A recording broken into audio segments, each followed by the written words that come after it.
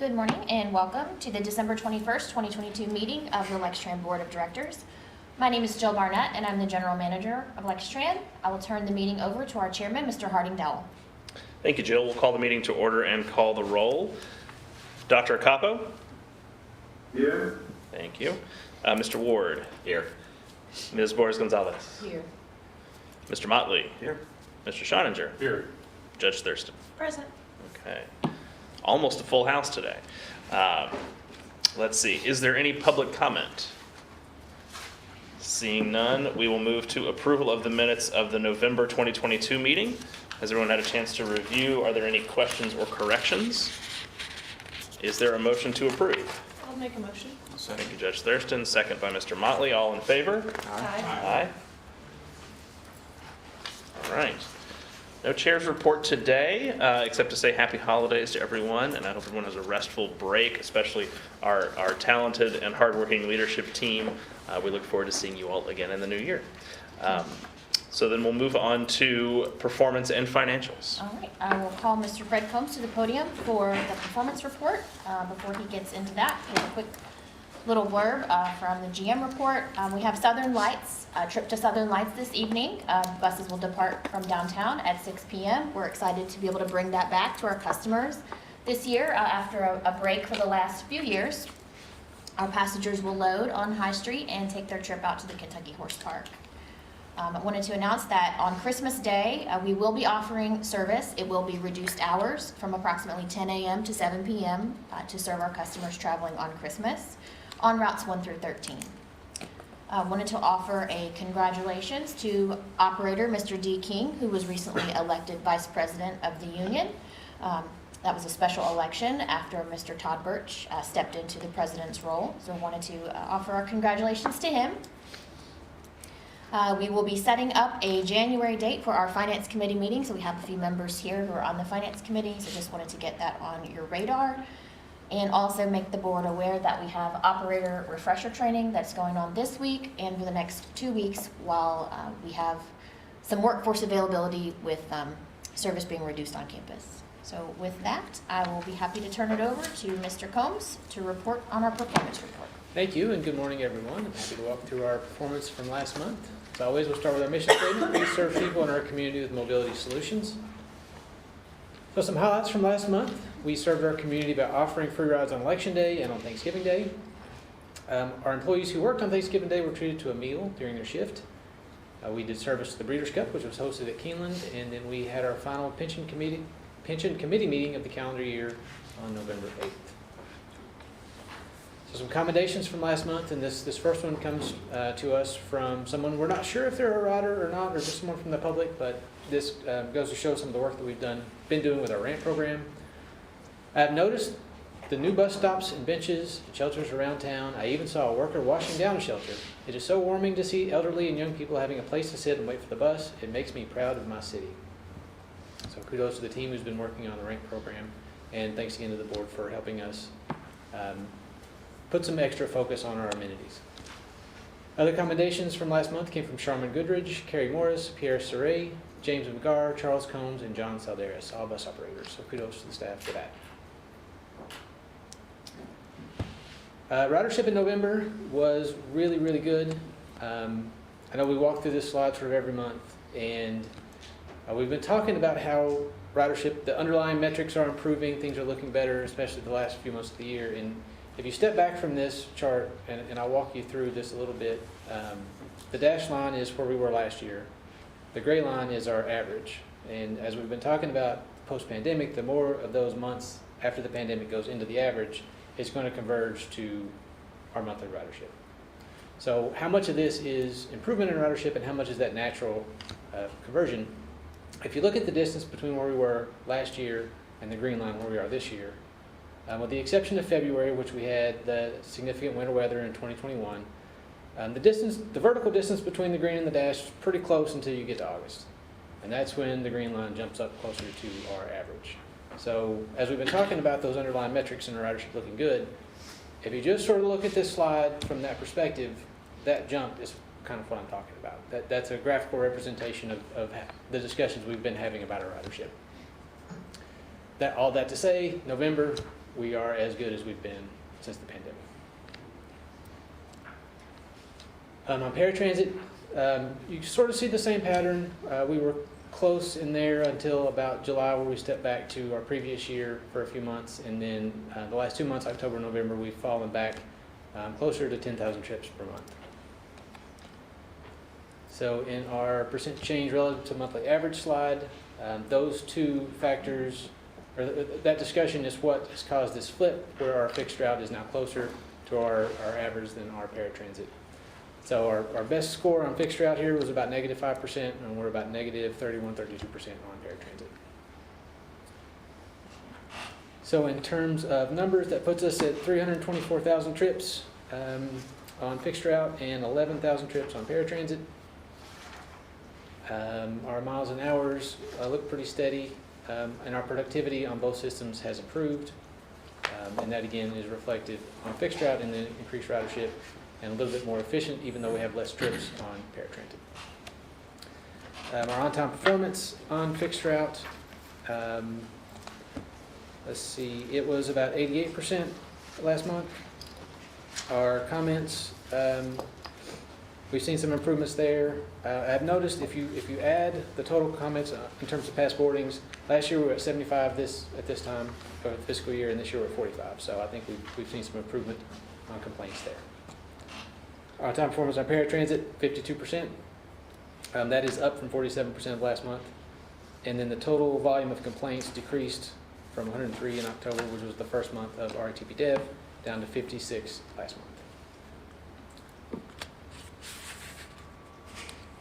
month. On safety, 1.8 preventable accidents per 100,000 miles on fixed route, 1.3 on para. Both pretty solid numbers. No injuries report, no workers' compensation claims on fixed route. So a good month on the safety side. And really great news on the maintenance side as well. Miles between roll calls at 12,000. I think anytime we get beyond 10,000, it's something to celebrate. Over 12,000, that's one of the better months that we've seen. And our preventive maintenance inspections, a perfect 48 in November. So I think that's the information I have to share, and happy to answer any questions. Fred, am I correct to assume that special events like shuttles to the Breeders' Cup or to Southern Lights are excluded from these numbers? Ridership would be included. Okay. The on-time performance would be excluded because there's not a published schedule that we can compare that back to. Okay, thank you. Is there an update on how RATP Dev is doing? So we meet, the RATP Dev staff participates in our weekly staff meeting to offer their metrics from the previous week in terms of the number of trips that they performed, their on-time performance, efficiencies, lates, excessively lates, and those metrics. So we do meet with them every week. We talk to them much more frequently than just once a week. And then every other week, I have a meeting with some of their regional staff, their vice president, corporate staff, as well as the local GM to talk through some additional issues as well. Every week they're conducting training classes, and they continue to recruit and bring new people on board. So they have had some slight improvements in on-time performance. It was up 5 percentage points from the previous month. We were 52 compared to 47. And they've been making slight improvements week over week. So they are moving in the right direction, but it is taking some time. We saw a decrease in customer complaints. It's still a very significant number, which is, more than we would like to see, but we did see that slight decrease. So, things are heading in the right direction, I believe.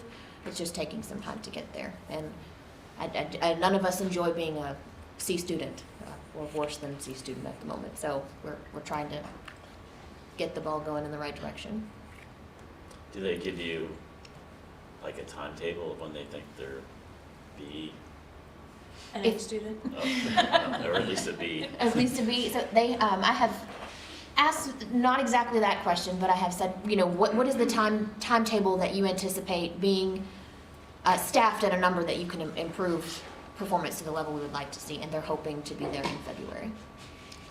If they continue on the pace that they have been, which is recruiting, having a couple of people, 5, start training every Monday, they hope to be there by February. And their performance at other places where they operate is A-level? It's certainly better than it is here right now. That's probably not a good comparative. You know, every place is different, every community is different. And, you know, they stepped into a difficult situation here. I want to acknowledge that. It doesn't make the transition or the difficulties or the customer complaints or the situations that we hear about any easier or any better. But they are having to overcome a lot. So trying to give them some grace and patience with that, but also hold them to the standard of service that we expect. Thank you. Can I ask a question on the community involvement Uh-huh. side?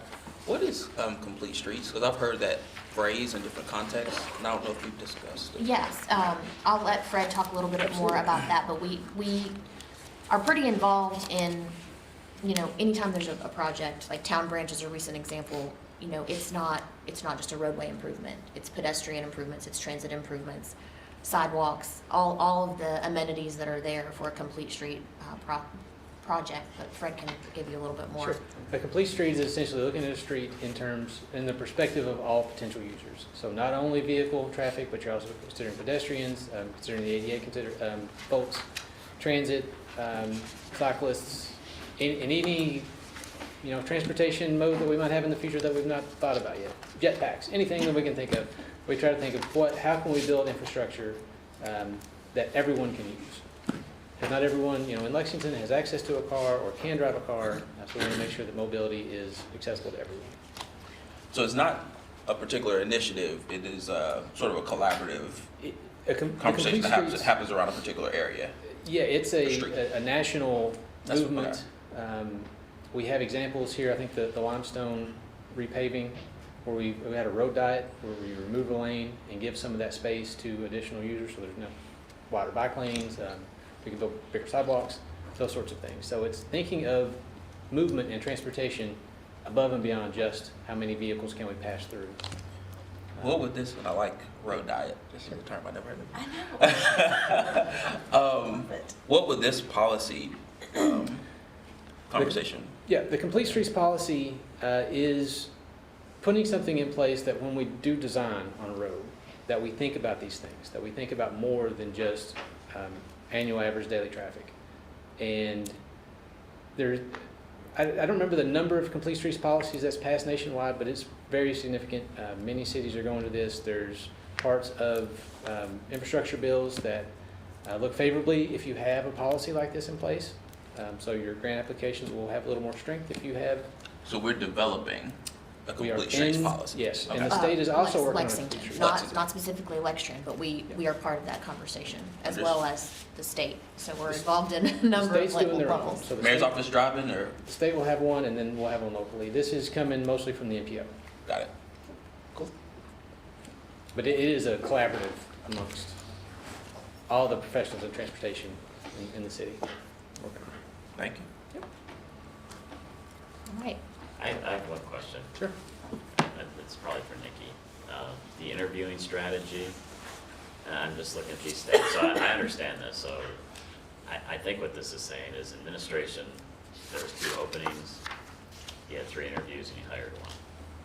I understand that you have competition and you hire somebody.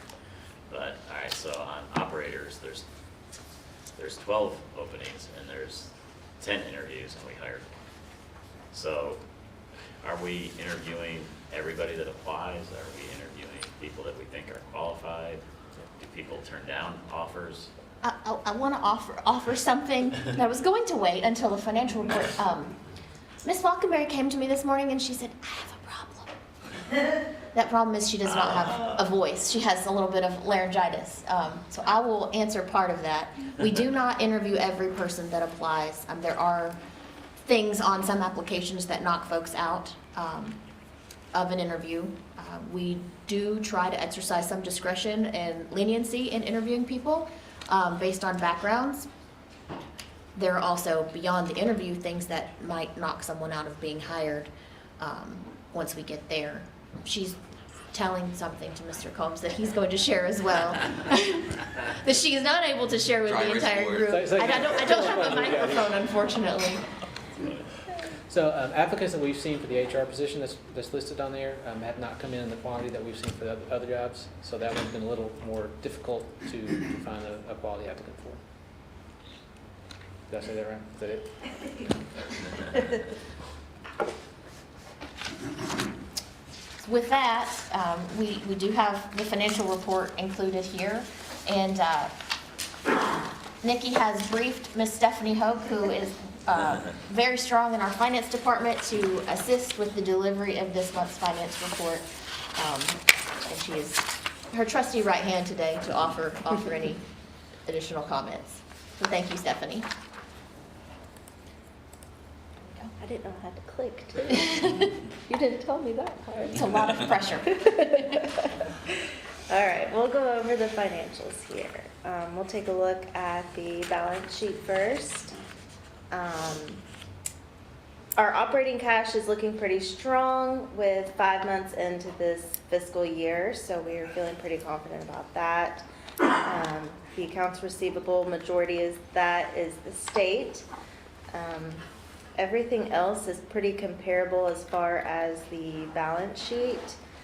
If there's any questions, I'd be happy to answer them as far as this one goes.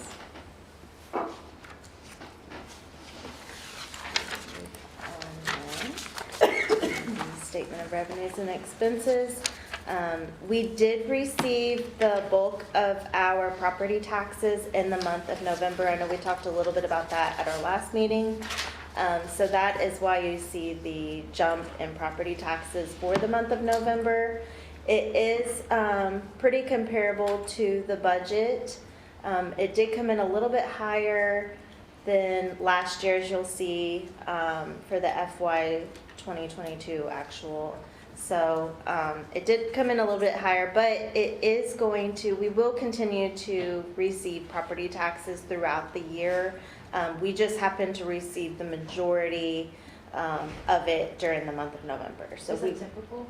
Yes, I would say it's around the time of the property taxes are due, so every year it does come in around November, December, October range. But we will continue to receive money throughout every month for the property taxes.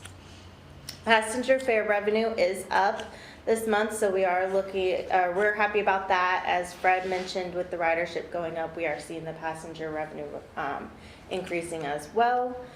Federal funds is timing that on the grants that have been drawn down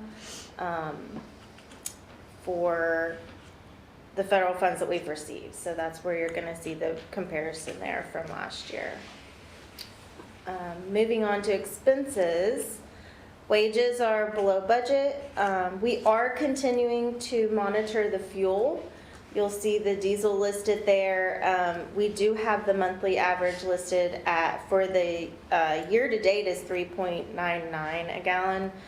We have budgeted at $4.25, so we still are around the range of the budget. So with gas prices fluctuating up and down, that is, we are monitoring that every day with the gas prices.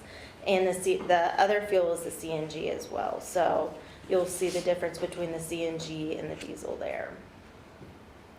The only other thing I was going to point out on this one was the paratransit expenses. As we know, we were expecting that budget to be over. So we are going to discuss that at the next Finance Committee meeting in January about budget options for that. I'll be happy to answer any questions that you might have. Well done.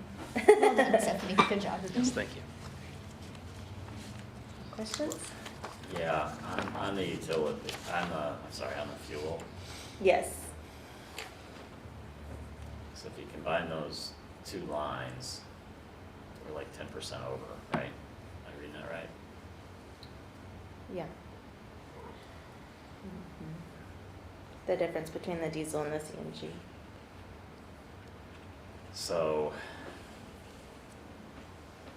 Was our assumption 10% under?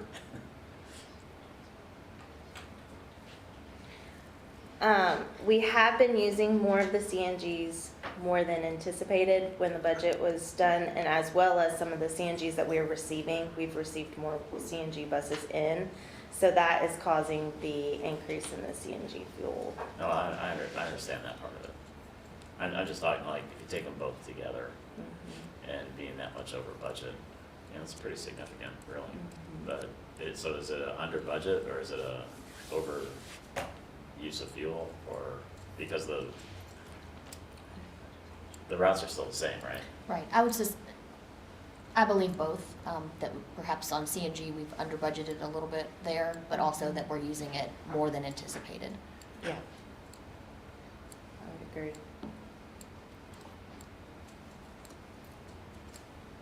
Any other questions? Thank you. All right, thank you. Thank you.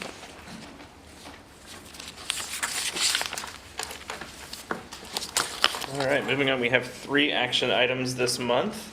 First is Resolution 2022-29, CNG bus purchases. Yes, so this is a resolution to purchase 7 compressed natural gas CNG buses from Gillig.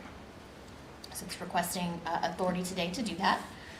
So back in 2018, the board approved a resolution to enter into contract with Gillig for the purchase of up to 30 transit buses during the life of the contract. That contract is 5 years. So this will be our 5th purchase during that contract. I've listed the previous purchases, with the most recent one being in October of last year. Today's resolution requests authority to purchase 7 40-foot low-floor CNG transit buses at a cost not to exceed $733,646 per bus, for a total not to exceed amount of a little more than $5.1 million.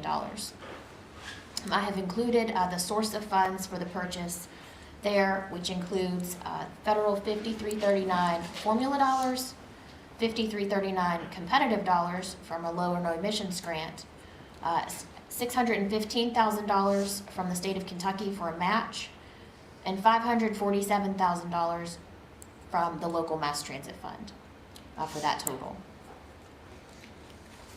If members of the board have any questions about this resolution, I'd be happy to entertain them. I just have a question about the count.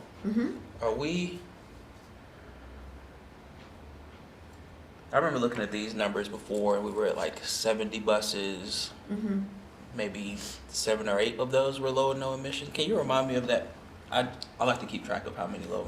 Sure. I do not have that breakdown in front of me today. However, I know that once these swap out, enter the fleet and swap out diesels, we will be at more than 50%, 50% of our fleet that qualifies for low or no emissions. That's what I was looking for. Okay. So the purpose of this purchase is to swap out the diesel? To replace aging diesel vehicles, yes. Okay. And what do we do with those? We generally either auction them or scrap them. If there are parts that we can save from them, we take those off and scrap them or auction them to someone else. Go to the boneyard.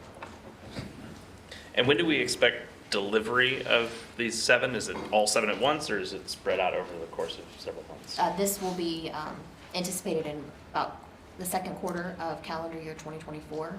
So the 7 will probably all arrive within a month's time of each other. Generally, that's how they get on the production line. Gotcha. Jill, for the finance meeting in January? Yes. You can show us that Fleet breakdown. continuum that you have? Sure, Yeah, will it'd be do. nice to see that. Also, for the board's information, we also have 3 electric buses that are currently on order with Gillig, and we expect those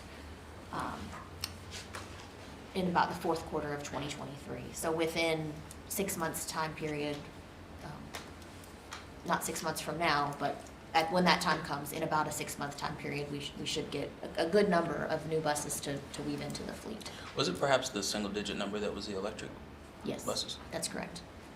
So previously, in a few years past, battery electric and fuel cell were the only vehicles that counted as low or no emissions. CNG does count as low or no emission now.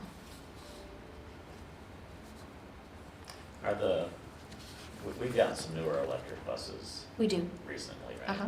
Is their performance in the cold weather better than the first batch we got? They're operating now.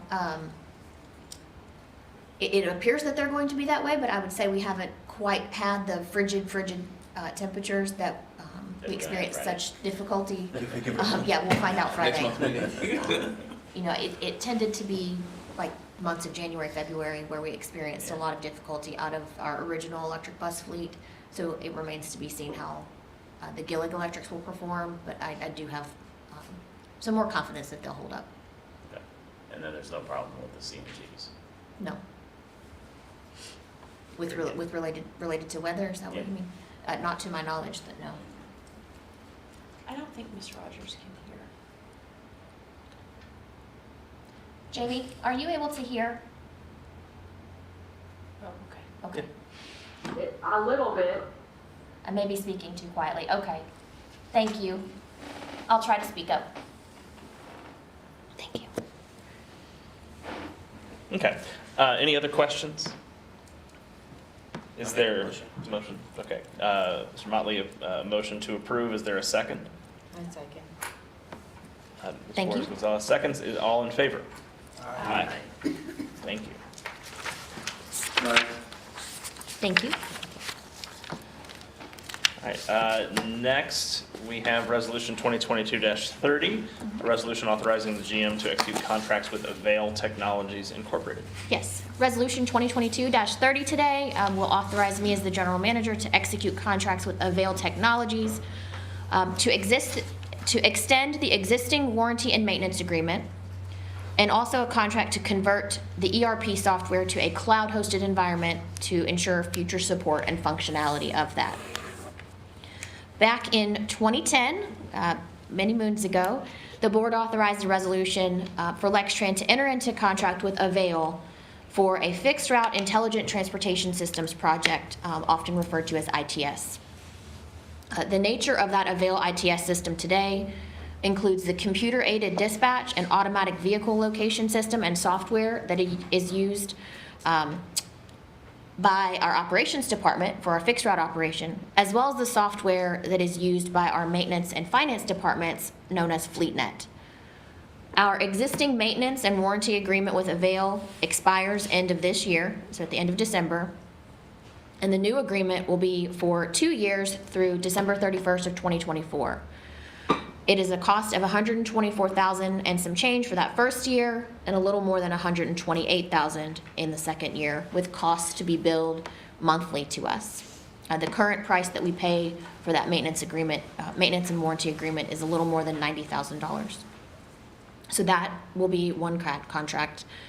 And then for the second item, as part of an Avail system-wide evolution for all of their customers, all of their products, they are converting the existing FleetNet program to a cloud-hosted environment as part of their overall enterprise resource planning system migration, where basically they put all of their softwares together. As a result, the existing FleetNet software that we use here will not be supported beyond June 30 of 2023. We found that out early November. So in order to ensure that we have the support and functionality of things that our maintenance department and our finance department are using, we need to convert with Avail as part of this solution and migration. This will provide cloud hosting for all of the existing Lextran Avail products, so not just that FleetNet product, but also our CAD AVL that will be hosted in the cloud as well. Those products are currently self-supported in a server here on site. So this one-time charge for the migration today is sort of offset a bit by a server upgrade that we would need in the future. So that cost for the conversion and implementation of the cloud product is $96,400, and that cost is spread across 3 milestone payments in that contract that we are working through right now. The source of funds for this resolution is federal 5307 formula dollars and local mass transit funds for a total spend of $348,904.10. And if you have any questions, I will muddle through them with the assistance of Mr. Combs and Mr. Jones. from our IT departments. Yeah, it just kind of glazed over here. Do we have other plans for the on-site servers that will no longer be necessary to run FleetNet? Absolutely. I will have more fun than I can even tell you. No, I mean, we have some ideas. Mr. Gibbons here has quite a bit of data needs in terms of his video. So we might turn one of those servers into a video server. I don't think I've told him that yet. And then we have some other needs that we can certainly use the second of the servers to help support other needs. I mean, I have lots of data processing that I do. I can use it for some of that. So we definitely have, there's some life left on those servers, and we don't want that to go to waste. We do have other ideas. That was gonna be my next question, is how old are those servers? Those servers were put in 2018. Okay. Our plan was to think about replacement of those in about 2 years from now, Mhm. 2 to 3 years. Last time that we did that upgrade, I think it was about $50,000. My estimate to do it a couple years from now would be more like 75,000 to replace, because it's 2 servers, you have replication on servers. Mhm. The software licenses are pretty heavy beyond just the email system. Mhm. So it's not a cheap capital investment to get those servers back in place. Mhm. This will help us with maintenance. Avail will have an easier time to see when we might need service. So that'll take a little bit of the work that Alan and I have to do, put it back on their plate. So this is part of a natural evolution of the tech system. FleetNet, it is, I say dated, but it's beyond dated. There are some things that our local systems can't do with FleetNet on the computer, like I can't have a FleetNet application and use a 64-bit installation of Microsoft Office, which I need to do for data processing, so I can't have both. I have to use a separate computer, and that's totally in Louise, and I'm sorry about that. A long way of saying is like, this is gonna help us on more levels than just the operational and financial needs. So this is something you have kind of been wanting, hoping for? Well, it is, it's gonna solve some problems that we don't necessarily have now, but that we will have in the future. And it's gonna bring us up to date with our operations and the headache solutions that they have with Avail. I mean, we're a couple of upgrades out of date with Avail anyway. So I think this is a good step. We're really gonna have a chance to get to use this system for the next couple of years till this maintenance agreement ends. So yeah, I think this is a really good step forward with our technology here. So this agreement, you mentioned the maintenance agreement portion of this. Are we specifically talking about a new maintenance agreement or a new overall umbrella agreement with Avail? So the maintenance agreement for our ITS system means if something goes wrong, and especially if Alan and I didn't help design the system, there are things that can go wrong that we just don't have the knowledge to be able to fix. Some of the smaller stuff we can get in there and fix, but we need that support because this is a central, really bedrock system of our operation. When it goes wrong, we chase our tail in other ways. So we need quick support. We need anything catastrophic. We're going to need help there. And with the systems on board, if something breaks, we have RMA agreements woven in there that we can get those systems repaired. Got it. So let me ask this a different way. Is there a separate licensing agreement that we have with Avail that carries a separate cost from the maintenance agreement? Yes, the license will be part of the second contract, the ETMS version. We have our licenses there. Okay, so that's baked into the 96,400? Yes. Okay.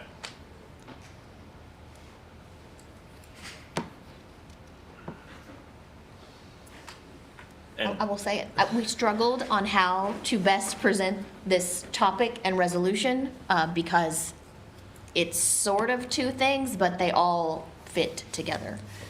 So I apologize for the confusion or No, the only- overload of information. No, the only confusion is that we reference the 96,400 as a one-time payment. Licensing agreements tend to not be one-time payments, they tend to recur. So how long does that 96,400 get us as far as the licensing agreement, and when will we have to re-up, and for how much? It's gonna match the maintenance warranty, so we will have the re-up conversations heading into 2024. I guess End of 2020. sometime towards the end. End of calendar year 24 is when both of these agreements will sunset and will, Yep. okay. So it might not be 96,400 next time because we're not doing the conversion, but there will be some cost at the end of 24, okay.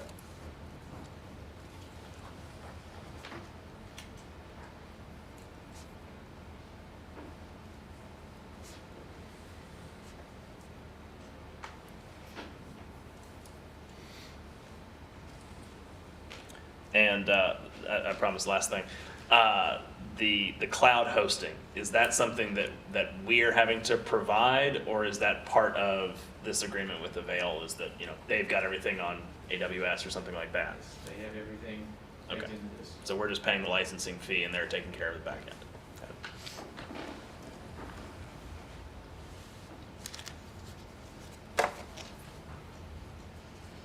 Any questions nerdier than mine?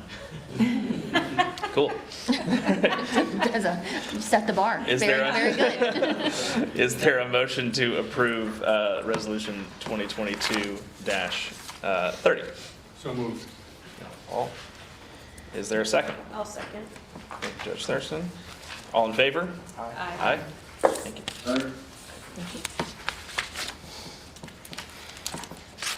All right, finally, Resolution 2022-31. Yes. A task order for construction documents on the Canopy project with Kersey and Kersey Architects. Yes, happy to present this resolution this month. Resolution 2022-31 will authorize the general manager to proceed with a task order for Kersey and Kersey Architects. They are currently under contract with Lextran for architecture and engineering services. This will direct Kersey and Kersey to develop the construction documents for Phase 1 of the Canopy project. As a reminder, the Canopy project is one we've been talking about for a while. It's a covered canopy for our electric bus fleet. In 2009, the board approved a resolution for Kersey and Kersey.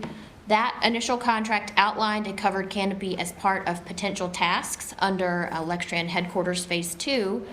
And as part of the existing agreement that we have with them, we've worked with that team to develop preliminary designs and master plans for the Canopy project, which was presented to you back in July. This resolution today will allow us to proceed with issuing that task order to Kersey to generate the construction documents, specifications, and all the documents needed to proceed with the project. In addition, this task will ensure that Kersey provides us with updated statements of probable cost and prepares and submits documents in order for us to acquire necessary building permits and approvals if or when we get to that point. The cost of this engagement for them to proceed is $297,256.85, with the source of funding being the federal fiscal year 2019 Lower No Emissions Competitive Grant that we won, as well as toll credits. So because of the toll credits, there's no local mass transit fund requirement for this resolution. And as a reminder, that FFY 2019 competitive grant total was about $2.2 million total that Lextran won. If you have any questions, we'd be happy to try to answer those and see how we can move forward. Can you remind me, what is it about the canopy that makes it eligible for using the lower no emissions? Lower no emissions. The canopy will, in addition to providing covered storage for the electric bus fleet, the depot charging will be there within that canopy project as well. So as we acquire additional electric vehicles, we need a place to charge them. The depot chargers will be basically underneath the canopy, and that's where they'll plug in. How does a task order differ from a change order? A task order, basically a change order, when we issue a change order, is a change to the original contract. You're incurring cost above and beyond what you originally expected. Right. So with our original contract with Kersey, we didn't actually authorize them to do this work. Mhm. So this task order is going to authorize that work to take place. So the value of this, the $297,000, was outlined in our original contract. They just didn't have authorization to invoice on those fees. I'm not sure of the correct way to answer that question. Because there was no total value on that contract. It was an on-call Okay. agreement. Okay, got So it. we didn't use this term at the time that we issued that contract with, or issued that with Kirsty, but it's basically an indefinite delivery, IDIQ, yeah, Okay, that type of contract with that them. makes sense. And so this we need to give them, give both us the cover that we've told them to do it and tell them to proceed. Does this have a date tied to it for completion of construction documents, or is it just until it's done? Not at this time, but we will work through that. And then would this extend through, I think I recall last time we talked about this, that this project will be a public bid project. Does this value include assistance with bidding, or does it end with permitting? It does not include the full assistance with the full bidding process. It's basically helping us get the documents ready to get through that. But if we have them participate in that, would be either an additional task order or a change order to this task order, which that seems like a lot to keep track of. No, that's what I'm assuming, is there'll be another Yes, task additional. order for bid and construction assistance from Kersey. Yes, and I also anticipate, need to be responsible in saying that I do anticipate that before we get to that process, that there will be a broader discussion at both finance committee and board levels to discuss how we will fully pay for the project should we proceed. Because the anticipated cost is more than is tied into that original grant, based on what we know so far. Sure. So- So if it's possible to have that opinion of probable cost completed before the finance committee meeting, that'd be great. I'm guessing based on the schedule, that's not gonna happen. Probably not. But I assume we've done one already and can Yes, apply and- some and measure again, of they will be- escalation to that. And certainly, want to be respectful of finance committee's time, of course, but the January meeting is not the only one we can have Sure. too. Okay. And anticipate it will not be the only one, as we, talk about some of these larger scale projects Okay. for the coming year. Great. Any other questions? Is there a motion to approve the resolution? Mr. Motley has made a motion. Is there a second? 1 second. Thank you, Ms. Borges Gonzalez. All in favor? Aye. Aye. Thank you. Any change order report this month? I do not have a change order report for the board this month. Any old business? No old business of which I'm aware, nor new business to present today. I don't believe there's a reason for closed session, or sorry, any proposed agenda items for January? One proposed agenda item that I do know of will be the update to our Public Transit Agency Safety Plan, or PTASP, which is a requirement by the Federal Transit Administration. So that shouldn't be anything dramatic. The board goes through that process every year in terms of approval, but we'll have that for you in January. That is an item that I know of at this time, in addition to the normal items. Okay. Okay? I see no need for closed session, so we will stand adjourned.